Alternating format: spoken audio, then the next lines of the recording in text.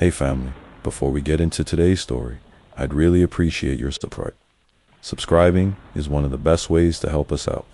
It's quick, free, and keeps the awesome content coming. Every listen, like, and share truly means a lot. Let's keep this channel growing.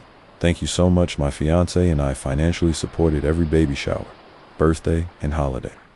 But when it was finally our turn to celebrate our engagement, my fiancé's family called it stupid, refused to come, and picked his brother's pregnant fiancée over us.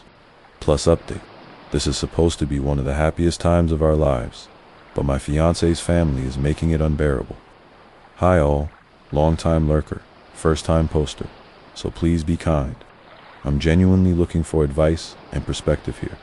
After months of drama, dismissiveness, and flat-out favoritism, I'm seriously wondering, Ida for wanting to go no contact with my fiancé's family. Names changed for privacy. I, Maya, 31F, have been with my fiancé, Marco, 31M, for almost 4 years. This September makes it official. Early on, his family, especially his mom, Karen, seemed to love me. She would ask about me often, and even told Marco she liked me more than him.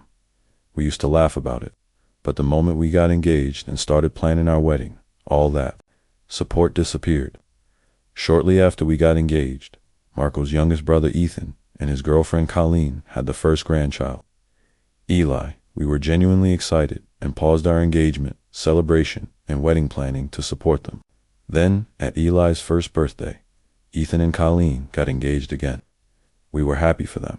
Then Marco's other brother, Nico, and his girlfriend, Alyssa, announced they were expecting. We paused plans again to show love and support and not take anyone's spotlight.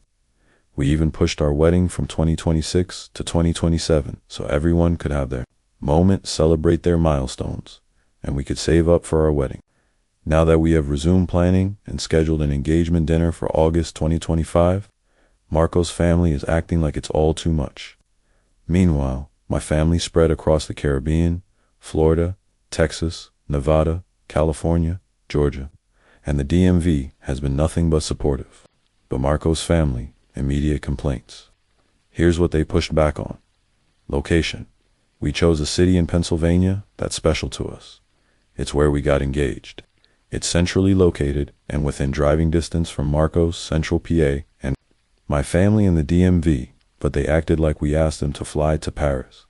I even told Marco, if this much drama is happening over a day trip to a city in their own state, how are they going to react when the actual wedding is in Florida? Cost? We reserved a private dinner at a Brazilian steakhouse for $90 per person, including tax.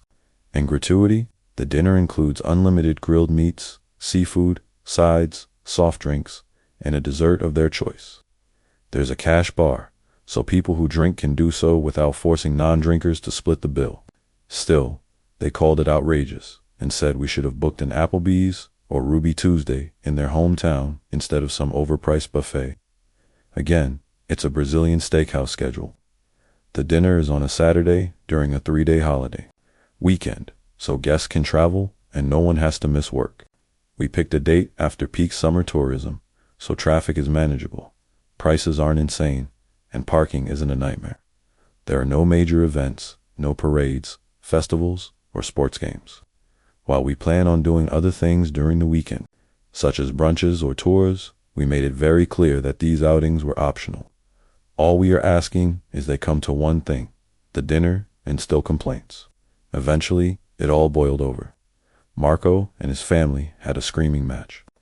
Karen accused us of trying to show off, called the whole thing stupid, and said engagement dinners are unnecessary because she never had one for either of her marriages. She even made an offhanded comment that engagement dinners were rich people things or black people things. I'm West African and Bohemian. Marco is an Italian, German American. Since when is celebrating your engagement a black or rich thing? That comment really rubbed me the wrong way. We have been incredibly thoughtful with this process. Most of the stuff we are doing is pretty standard, especially for weddings in the States. I'm not even doing all the traditional customs from my culture. For example, there's usually a traditional wedding and a white wedding. We are merging. both in doing one wedding. We are having an engagement dinner, a bridal shower, and maybe bachelorette parties. We have been blending traditions to make both sides feel comfortable, but apparently that's still too much. Then came the invite list drama.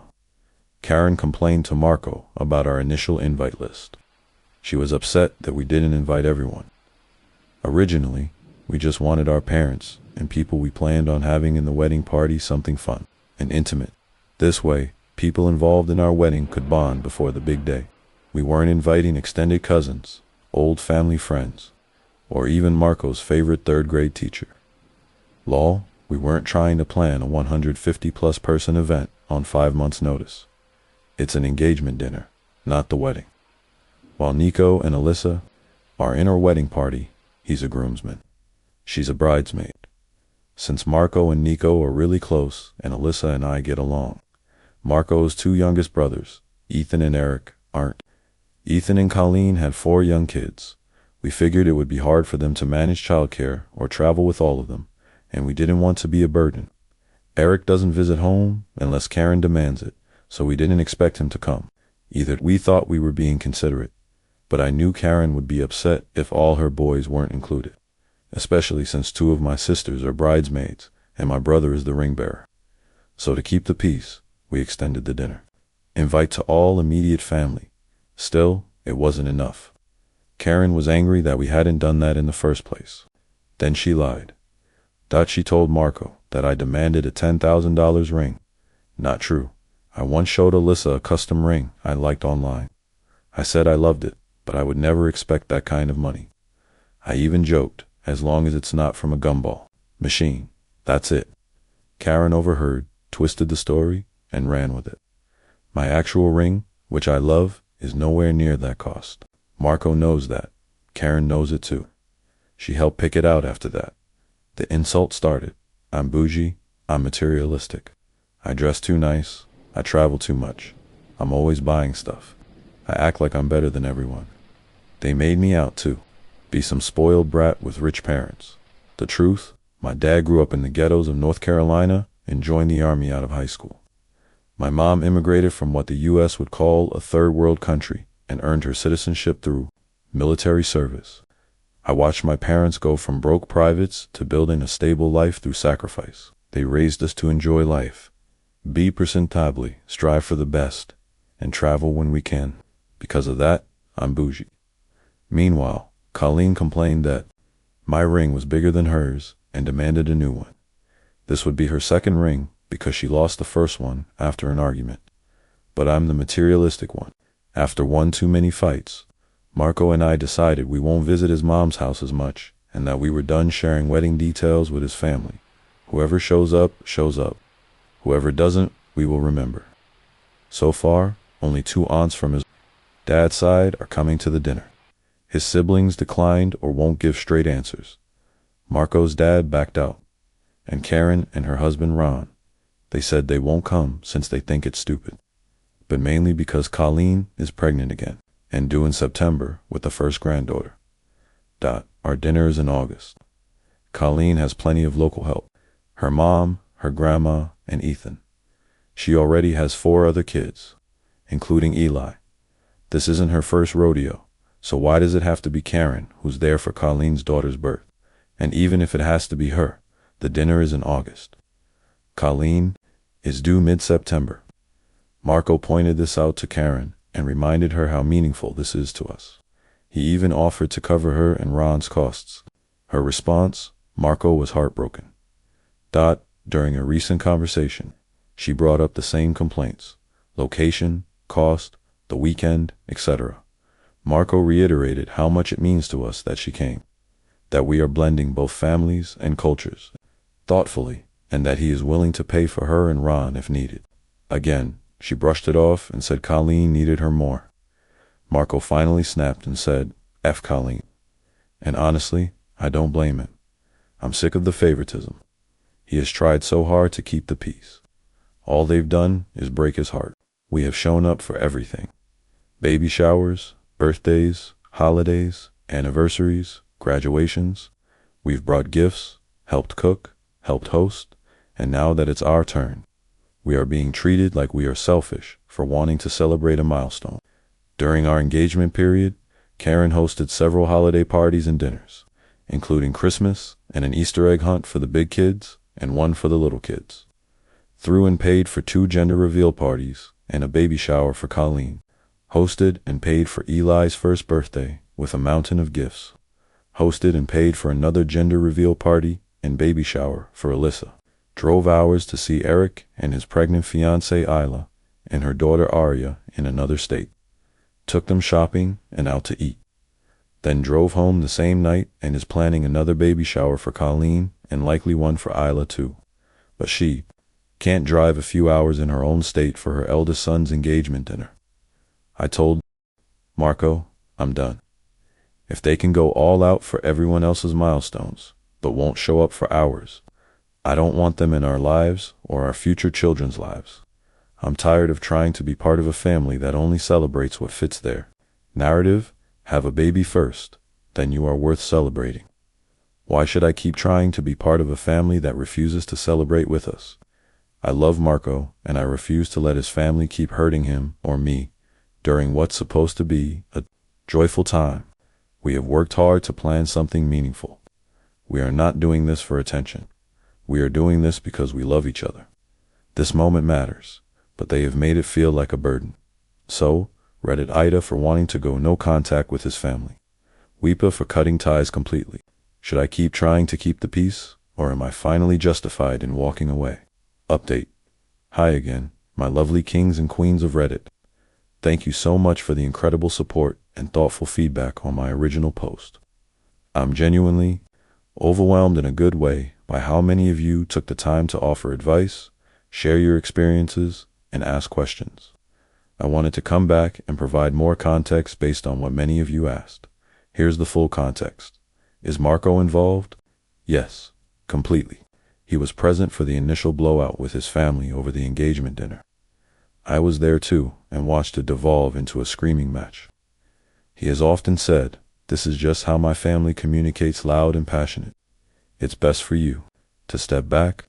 So, after that first major fight, I stopped going to his mom's house. But Marco kept visiting solo. Every time another issue came up, he came home, told me everything, and we made decisions together. The final straw was when he told his mom gently that only a few people from his side were planning to come.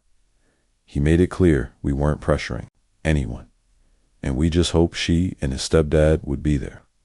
She dismissed it again as stupid and said Colleen, his brother's pregnant fiancée, needed her more. That's when Marco snapped and said, "F Colleen," and walked out. We agreed. No more justifying, no more begging. If they show up, great. If not, we move forward without them. What's the deal with Colleen and Ethan's kids? Colleen and Ethan have 5 children, but only 2 are biologically his. Eli, the first grandson, and their unborn daughter, due in September. The other 3 are from Colleen's previous relationship. Ethan stepped up and is raising them as his own. We have always been supportive. We paused our engagement celebration for their milestones, contributed to gender reveals, baby showers, birthdays, Christmas, all of it. So to be guilt-tripped over a $90 dinner really left a bitter taste. Why didn't you just elope? We tried. Our original plan was a micro-destination wedding in the Bahamas. Meaningful, affordable, and family-oriented. Marco was excited because he has never been, and it's my mom's home country. But his parents immediately shut it down. His dad refused to leave the country. His mom refused to get a passport. So, we compromised again. We will have a big traditional wedding. And with both of our families being as huge as they are, we would have to find something to accommodate everyone. We toured over 50 venues across multiple cities and states on the East Coast. Most were $160,000, $100K, before other stuff like catering or DJs. Eventually, we found a tropical-style venue in Florida that checked all our boxes and worked with our budget. Even then, Marco's mom pushed back. She wanted a barn, backyard, or furry hall wedding because that's what she did. But this is our wedding. We are paying for it ourselves. We are allowed to want something that reflects us. Why was the engagement dinner delayed? We got engaged during the holidays and wanted both families involved in planning. My parents were overseas visiting family in Africa, and I refused to celebrate without them. Since Karen thought the dinner was stupid and didn't offer to help host with my parents, we planned a dinner in the state where my family and friends live, about 2 hours from Marco's mom's house, with my parents hosting and covering costs. But Marco's family refused to travel. We offered a neutral city where we got engaged that's accessible to both sides. They still complained. We finally booked a private dinner ourselves, and they still refused. You are forcing people to travel, pay too much. Let's clear this up. It's not cross-country. It's a day trip within their state. All of my family and friends are traveling from out of state and are not complaining. Karen has driven farther to visit Marco's brother multiple times. When she remarried and sent out last-minute invites, Marco, stationed in Hawaii at the time, spent thousands to fly home last minute for her wedding after begging his commanding officers for leave. Now she is throwing that sacrifice in his face. Over a $90 dinner with 6 months' notice, Marco reminded her of all that, and she had no response. Even if we did have our engagement celebration in his family's town, they probably would still complain. Besides, it's a very small town with little to nothing to do. There aren't many hotel options for guests who want to spend the weekend with. US, and most of the restaurants are chain places or fast food. We wanted a nice dinner since we are celebrating something important. Nothing wrong with eating at Applebee's, but that's not where I want to have my only engagement dinner. We originally planned a small dinner that we could fully cover. Most guests don't have small kids. The few who do are getting sitters because they genuinely want to be present. We said kids were welcome. We just know travel can be hard. But when Karen insisted that we invite the entire family, including all the siblings, partners, and all the kids, our guest list exploded. We explained the costs and kindly asked if guests would cover their own meals. We even planned to surprise them with gifts and something special at the wedding. Everyone on my side was totally fine with this. Marco's aunts and friends were too, but the people who demanded more invites. Suddenly, the cost or location was a problem. We negotiated down from $130 to $75 per person, plus tax and gratuity equals $90 with a cash bar to keep costs low. Even my MO and her husband offered to pay for Marco's parents and stepdad, so Marco will have some of his family present. Of course, Marco and I could not accept it. And even Marco offered to pay for his family, still wasn't enough. Racism. A lot of you asked or mentioned this in the comments. Is Karen racist? I don't know. Marco doesn't think so. She has dated mostly black men before and after Marco's dad, but there have been ignorant and possibly fetishizing undertones, like saying she wanted caramel babies or calling engagement dinners a black thing or rich people thing. It doesn't feel like outright hate, but it does feel loaded with bias and disrespect. If I ever find out that our future children won't be accepted because of race, that's it. I'm done. Full no contact. What are your relationships like with Marco's siblings? We are closest to Nico and Alyssa. They are in our wedding party. We genuinely get along and feel supported by them. Marco isn't as close with Ethan or Eric. Ethan met Colleen after we got together and moved her into Karen's house with her 3 sons. And with Nico, Alyssa, Eric, and Ethan already living there, it was chaotic. But we have always been respectful, but we are just not close. Eric now lives in another state with his fiancée Isla, who's also black, and her daughter. Isla is pregnant, and Karen is now very invested in them despite past family drama caused by them due to cheating, fighting, a 3002 commitment, etc. She seems to have forgiven Isla and has no problem traveling to visit her and Eric, maybe because of the pregnancy. There's also been family drama caused by Ethan and Colleen, having many of the same relationship issues as Eric and Isla, but all has been forgiven or just overlooked. Meanwhile, Marco and I haven't done anything to cause drama, and I still feel like the odd one out. It's clear Marco and I were sidelined. Why delay the wedding to 2027? Because we were emotionally exhausted. The destination wedding was vetoed. Local venues were overpriced. We kept bending over to accommodate people who clearly weren't excited for us and kept complaining about the cost or the type of wedding we are having. So, we postponed to give everyone time and to take back our peace. The 2027 date is locked. Deposits have been paid and contracts have been signed. We don't care if they keep complaining or try to guilt us into a barn wedding. No more delays. No matter what milestone comes up, babies, retirements, drama, we are done adjusting for everyone else. Will you really go no contact? Yes. If Marco's family continues to be dismissive, cruel, or unsupportive, I will go no contact for my own peace, for his healing, and for our future children. We have spent years showing up for their birthdays, showers, holidays, and milestones. And now that it's our turn, we are too much apostrophe, ? Meanwhile, my family, our friends, our found community, they have shown up. They are excited and want to celebrate with us without guilt trips or conditions. That's what real family looks